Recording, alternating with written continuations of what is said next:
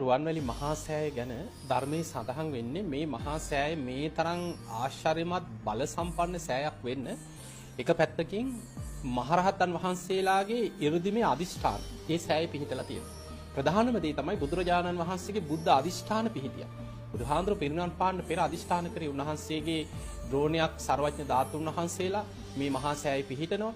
උන්වහන්සේගේ මහා අදිෂ්ඨාන පහක් තියෙනවා. ඒ පහෙන් හතරවෙනි එක තමයි රුවන්වැලි මහා සෑය අනාගතයේ දුටුගැමුණු නම් රජ කෙනෙක් මේ මහා සෑය කරවලා ද්‍රෝණයක් සර්වඥ ධාතුන් වහන්සේලා හිස මත තබාගෙන සෑ ගර්භයේ තැම්පත් කරන්න සෑ ගර්භයට ඇතුල් වෙන මොහොතේ ඒ ධාතුන් වහන්සේලා රජුරුවන්ගේ හිසෙන් මිදිලා අහසේ බුදුරුවක් මවාගෙන යමා මහ පෙළහර පාලා සෑ ගර්භය තුල පිරිනිවන් පාවදාල ඉරියව්වෙන් වැඩ සිටිත්වා අවුරුදු 5000ක් යනතේ ඒ උත්තම ධාතුන් වහන්සේලා ද්‍රෝණේම මාර්යාටවත් සෙලවිය නොහැකි ලෙස ආරක්ෂිතව ඒ සෑය තුල වැඩ සිටිත්වා කියලා බුද්ධ අදිෂ්ඨාන පිහිටෙව.